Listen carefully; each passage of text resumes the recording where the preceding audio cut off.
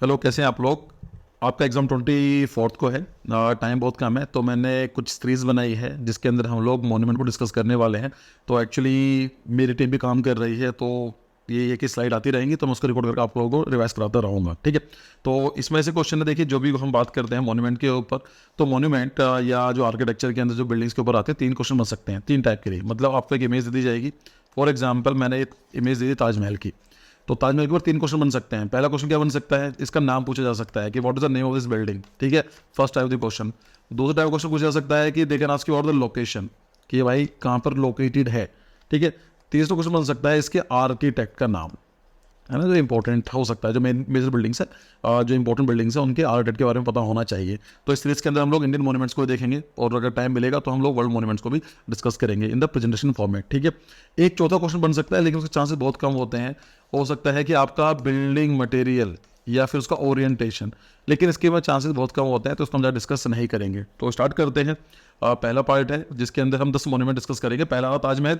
ताजमहल कहाँ पर लोकेटेड है? आगरा में लोकेटेड है। आगरा कौन सी नदी पर लोकेटेड है? तो आपको याद रखना है, यमुना, ठीक है। तो यमुना नदी पर ही लोकेटेड है।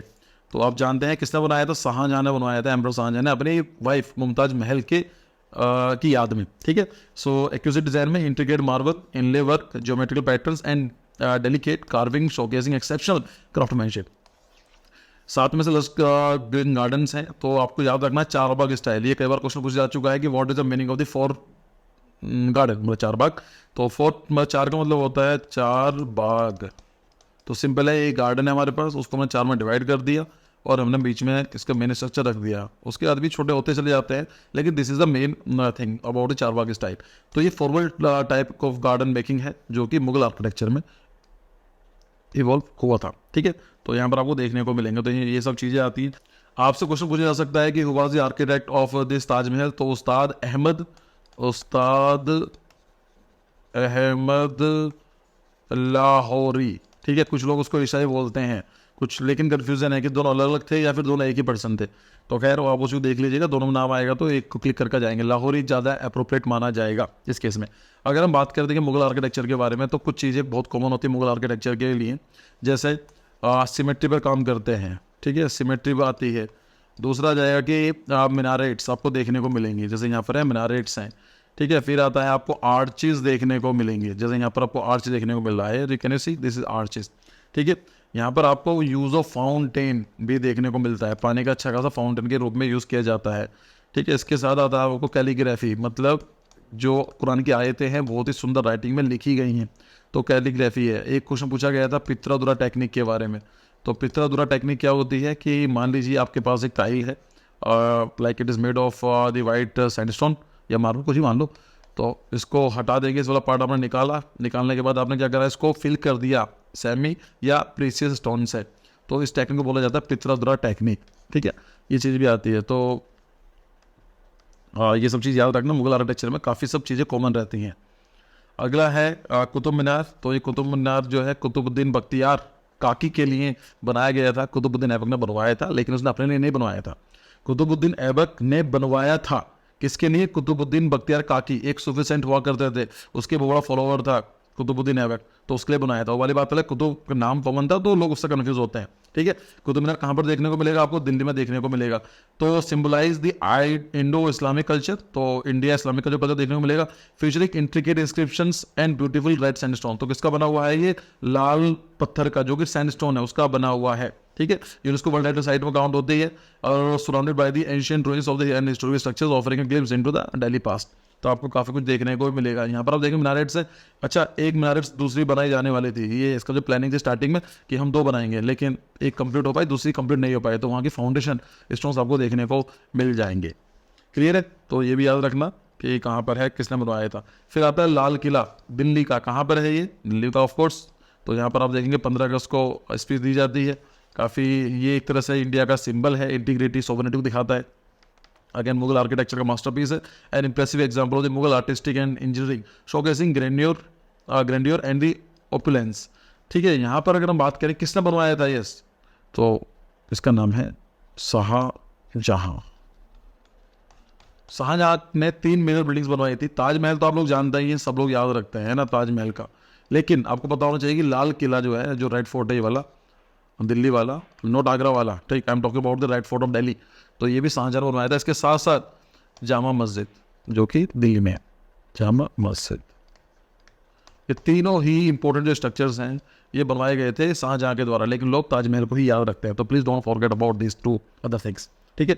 यहाँ पर दीवाने खास, दीवाने आम देखने को मिलेगा, किला होगा, सोच कर चलो, एक किला एक फोर्ट है, तो एक राजा क्या करेगा, आम जनता के भी सुनेगा, तो वहाँ पर आम जिंदा, तो दीवाने आम, ये वहाँ से वर्ड आया है कि आम जनता की फरियाद है, कंप्लेंट्स हैं, उनकी रिक्वेस्ट है, कुछ भी है, तो उनको वो सुनता था। एक होता दीवाने खास, खास का मतलब होता है इंपॉर्टेंट पर्सन, उसकी फैमिली मेम्बर्स हो सकते हैं, उसके कोर्टियर्स हो सकते हैं, उसके मिनिस्टर्स हो सकते हैं, तो वहाँ पर एक नॉर्मल डिस्कशन ना होकर वहाँ पर एक किस गवर्नेंस रिलेटेड डिस्कशन होगा, तो दीवाने खास मतलब जहाँ पर उसके मिनिस्टर्स वगैरह मिलेंगे, डिस्कस करेंगे, दीवाने खास आपको देखने को मिलेगा, ठीक है। A symbol of the India's struggle of freedom, where the prime minister hauls the national flag every independence day. Question ये आता है कि फ्रीडम ऑफ स्ट्रगल कहाँ से आता है, हाउ कैन वी से it is symbol of the India's freedom struggle. देखो हुआ क्या था, 1857 में ये रिवोल्ट स्टार्ट होता है, आपने सुना होगा, क्रांति होती है, रिवोल्ट ऑफ 1857। तो क्या था कि राजा उस टाइम था, लास्ट मुगल रूलर था बहादुर शाह जफर, ये क्वेश्चन में आ चुका है नाटा में कि हुआ था लास्ट मुगल रूलर, याद रखना, बहादुर शाह जफर, बहादुर शाह जफर, ठीक है। वो काफ़ी पोइट्री करता था, तो बहादुर जफर का बूढ़ा आदमी था, लेकिन लोगों ने क्या करा कि जब से ब्रिटिशर्स आए, ईस्ट इंडिया कंपनी आई, तो उसकी पावर बहुत कम हो गई थी। उसके बाद क्या था कि 1857 में आपने सुना होगा कि उसके अंदर जो काऊ या फिर पिक का फैट से एनफील्ड राइफल खोली जाती थी, तो लोगों ने बोला कि यार हमें फिर से राजा चाहिए, तो एक लीडर चाहिए होगा ना, तो क्या हुआ, लोगों ने मेरठ से रिवोल्ट स्टार्ट करा and they approach toward the Delhi, और वहाँ जाकर बोला बहादुर शाह जफर को कि सर ऐसा आप हमारे राजा हो, राजा पहले भी थे लेकिन आप लीड करोगे। अब इसकी एज कितनी थी, आई गेस 82 या 78, कुछ 80 साल की, 84 थे आई गेस, 80-82 साल का बूढ़ा था ये। इसको बोला गया कि मैं राजा हूँ, पहली बार तो उसको रेस्पेक्ट मिली क्योंकि इसने कभी लाइफ में देखा ही नहीं था, तो इसने बोला ठीक है मैं राजा हूँ, उसको पता नहीं था होने क्या वाला उसके साथ। उसको भेज दिया रंगून, उसके तीनों बेटों को वहाँ पर खुले दरवाजे में सबके सामने गोली मार दी गई थी 1857 में। लेकिन जहाँ से है तो ये बोला गया कि दिस इज अवर एम्परर, तो वहाँ से बोला जाता है कि this is a symbol of the India's freedom struggle, ठीक है। साउंड एंड लाइटिंग शोज भी होते रहते हैं यहाँ पर, देखो बस याद रख लीजिए इसको। फिर आता है हवा महल, यस हवा महल बहुत इंपॉर्टेंट स्ट्रक्चर है, कहाँ पर मिलेगा, सिटी ऑफ पिंक, या बोलते हैं पिंक सिटी, ठीक है, पिंक सिटी जो कि जयपुर को बोला जाता है, वहाँ पर आपको देखने को मिलेगा। टोटल कितने विंडोज हैं, 953 झरोखाज हैं, ये विंडोज बोल दी, झरोखा बोल दी, ये क्वेश्चन भी आ चुका है और जेई के अंदर मुझे याद है, तो झरोखा कितने हैं यहाँ पर आपको 953 देखने को मिलेंगे। It has 953 small windows also known as jharokhas, here I have mentioned the word here for the royal women to observe everyday life. तो यहाँ पर कहते हैं रॉयल वुमेन जो होती थी, जो उनकी रानियाँ थी या प्रिंसेस थी, वो बैठती थी, देखती थी क्या चल रहा है इधर, है ना। यहाँ पर जाली वर्क क्या गया, जाली की खास बात क्या होती है कि आप जाली की जो वुमेन अंदर बैठी है, यहाँ से बाहर जब देखोगे तो सबको दिखाई देगा, लेकिन जो बाहर से आदमी बैठा हुआ है उसको दिखाई नहीं देगा भाई अंदर चल क्या रहा है, तो एक सीक्रेसी भी प्रमोट की जाती है। So this was the reason. यहाँ पर आपको 5 स्टोरीज देखने को मिलेंगे, लाइक 1, 2, 3, 4 एंड 5, तो 5 स्टोरीज बिल्डिंग है यहाँ पर है। और ये कृष्णा के जो क्राउन होता है, जो ताज होता है कृष्ण भगवान जी का, उसके हिसाब से डिज़ाइन, उसको देख कर डिज़ाइन किया गया है, ठीक है, जयपुर याद रहेगा। फिर आता है आपका फतेहपुर सीकरी आगरा। फतेह का मतलब होता है विक्ट्री प्राप्त करना, तो जब अकबर ने इस एरिया पर विक्ट्री प्राप्त करी, उसका नाम रख दिया फतेहपुर कि मैंने उसकी फतेह प्राप्त कर ली है, ठीक है। आगरा के पास ही है ये, ज़्यादा दूर नहीं, आई थिंक 20-30 किलोमीटर की रेंज में ही है। और वहाँ पर फतेहपुर सीकरी के अंदर फतेहपुर ये कॉम्प्लेक्स बनाया गया। इस कॉम्प्लेक्स के अंदर जोधाबाई भी रहती थी, वहाँ पर उसके नवरत्नास हुआ करते थे, अकबर बीरबल सुनी होगी आपने कहानी, Tansen and all this thing, तो वहाँ पर भी रहते थे। वहाँ पर आपको देखने को मिलेगा, यहाँ पर एक स्ट्रक्चर हो रहा है, उसका नाम है बुलंद दरवाजा, वो भी याद रख लीजिए, बुलंद दरवाजा, ये भी इंपॉर्टेंट है। अच्छा मैं राइटिंग इतनी साफ साफ नहीं लिख रहा हूँ because to save my time, लेकिन अब मेरी वर्ड पर ध्यान दो, ठीक है। बुलंद दरवाजा भी, ये क्वेश्चन भी कवर आ चुका है, इमेज दी जाती है, बोलते हैं बताओ क्या है ये, तो बुलंद दरवाजा है किसका, मुगल आर्किटेक्चर का मास्टरपीस है, और किसने बनवाया था ये, ओके, ये कहाँ पर है आपको मिलेगा, फतेहपुर सीकरी में, अकबर, ठीक है। तो ये चीज़ आती है Mughal heritage, so imperial city design and build by emperor Akbar reflecting Mughal architecture. Palace complex featuring stunning palaces, courtyards and the mosque showcasing artistic and cultural fusion and एक्सट्रोटिव 5, यहाँ पर क्या पंचमहल भी है, ठीक है। तो ये चीज़ याद रखेंगे। और साथ में यहाँ पर आपको याद रखना है कि सलीम चिश्ती की दरगाह भी है, ठीक है। अकेला याद रखना कि जो पूरा कॉम्प्लेक्स बना हुआ है it is made of the red sandstone, लेकिन जो सलीम चिश्ती दरगाह है वो मार्बल की बनी हुई है। अकेले एक ऐसा स्ट्रक्चर है जो मार्बल का बना हुआ है इस पूरे कॉम्प्लेक्स के अंदर। और एक्चुअली ये था, इसकी स्टोरी ये है कि जो अकबर थे उनको बेबी नहीं हो रहा था, तो सलीम चिश्ती के पास जाते हैं, तो उनसे फरियाद करते हैं, तो उनके आशीर्वाद की वजह से उनको बेबी होता है, इसलिए अकबर ने अपने बेटे का नाम भी सलीम रखा है ना। देखो मुगल आजम, तो वो सलीम आपको सुना होगा, तो यहाँ से ही है, ठीक है। तो उसकी याद में उन्होंने दरगाह बनवाई थी, ये भी याद रखेंगे आप। नेक्स्ट देखते हैं अंबर फोर्ट, जो कि आपको जयपुर में आगे बहुत इंपॉर्टेंट है। यहाँ पर शीश महल देखने को मिलेगा, mirror palace known is breathtaking mirror ceiling and delicate glass work, Suraj Pol है, गणेश पोल है, याद करने की जरूरत नहीं है, ये एक इंपॉर्टेंट क्वेश्चन हुआ करता था, फोटोग्राफ दे दी आती थी, बोलेंगे बताओ कौन सा है, तो उसका अंबर फोर्ट भी याद रख लीजिए, कहाँ पर है, जयपुर भी है, ये सब चीज़। अच्छा, इसमें आर्किटेक्ट कौन है, इतना बड़ा फोर्ट था, पुराना है, तो किसी हम लोग डेडिकेट नहीं कर सकते, नहीं, जब इंफॉर्मेशन अवेलेबल नहीं है तो क्वेश्चन कहाँ से आएगा ही नहीं। चलिए, फिर आता है इंडिया गेट। क्या है इंडिया गेट के बारे में, कहाँ पर लोकेटेड है, ये दिल्ली के अंदर लोकेटेड है। ये वॉर मेमोरियल है, मतलब जो हमारे शहीद, हमारे भारतीय वर्ल्ड वॉर 1 वर्ल्ड वॉर 2 में शहीद हुए थे, उनके नाम यहाँ पर लिखे गए हैं, ठीक है। तो design by Edwin Newton, Delhi जो डिज़ाइन की एडविन न्यूटन ने डिज़ाइन की है। Evoking the architecture style of the triumphal arch, तो ये जगह है, इस तरह का आर्च होता है ट्रम्फल आर्च, ठीक है। यहाँ पर surrounded by the lush lawn and the serene canopy, creating a peaceful and reflecting atmosphere, आपको यहाँ पर भी देखने को मिलेगा।